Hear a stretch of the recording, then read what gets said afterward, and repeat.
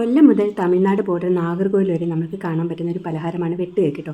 പലരും പല രീതിയിലാണ് ഉണ്ടാക്കുന്നത്. ഞാനിവിടെ ഉണ്ടാക്കുന്ന കൊല്ലം സ്റ്റൈലിലാണ്. ഇത് നമ്മൾ മാവ് കുഴിക്കാൻ മുട്ട മാത്രമേ ചേർക്കുന്നുള്ളൂ. ഒരു മീഡിയം സൈസ് മുട്ട 3 എടുത്തിട്ട് നല്ലപോലെ ഒന്ന് ബീറ്റ് ചെയ്യുക കേട്ടോ. ഇതിലേക്ക് 1 ടേബിൾ സ്പൂൺ ഏലക്കാപ്പൊടി, ഞാനിത് പഞ്ചസാര ചേർത്ത് പൊടിച്ചെടുത്ത ഏലക്കാപ്പൊടിയാണ്, അതുകൊണ്ടാണ് 1 table spoon. 1/4 teaspoon baking soda, ഒരല്പം ഉപ്പ്, ഇതെല്ലാം കൂടി ചേർത്ത് നല്ലപോലെ ഒന്ന് ബീറ്റ് ചെയ്യുക. ഇതിലേക്ക് 1 കപ്പ് പൊടിച്ച പഞ്ചസാര ചേർത്ത് കൊടുക്കുക. പൊടിച്ച പഞ്ചസാര ചേർത്താലേ നല്ലതുപോലെ മിക്സ് ആവത്തുള്ളൂ കേട്ടോ. അത് ഒരു ലൈറ്റ് കളറാകുന്നത് വരെ ഒന്ന് ബീറ്റ് ചെയ്ത് കൊടുക്കുക. ഇതിലേക്ക് 2 ടേബിൾ സ്പൂൺ ഗീ ചേർത്ത് കൊടുക്കുക. ഗീ ഇല്ലെങ്കിൽ എണ്ണ ചേർത്ത് കൊടുത്താൽ മതി, പക്ഷേ ഗീ ചേർക്കുമ്പോൾ നല്ലൊരു ഫ്ലേവർ കിട്ടുന്നുണ്ട് കേട്ടോ. എന്നിട്ട് നല്ലപോലെ ബീറ്റ് ചെയ്യുക. അടുത്ത് 3 കപ്പ് മൈദ എടുത്ത് വെച്ചിട്ടുണ്ട്.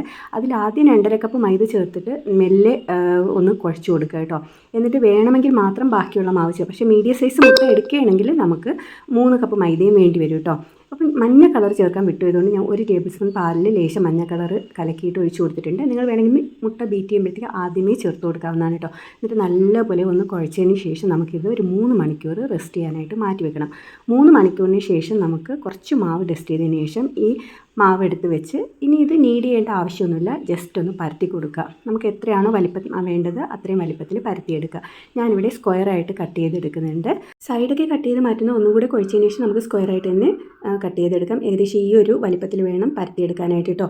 അപ്പം എണ്ണയുടെ ചൂട് എന്ന് പറയുന്നത് നമ്മളൊരു മാവ് ഇട്ട് കൊടുത്തു കഴിഞ്ഞാൽ ഒരു 3-4 സെക്കൻഡ് കഴിഞ്ഞിട്ടേ പൊന്തി വരാവൂ. അതാണ് ചൂട് വേണ്ടത്. ഇതിലേക്ക് ഓരോ പീസ് എടുത്ത് ജസ്റ്റ് ഇതുപോലെ ഒരു കട്ട് ചെയ്തിട്ട് ഇട്ട് കൊടുക്കുക കേട്ടോ. എന്നിട്ട് ലോ ഫ്ലെയിമിൽ വേണം കുക്ക് ചെയ്തെടുക്കാനായിട്ട്.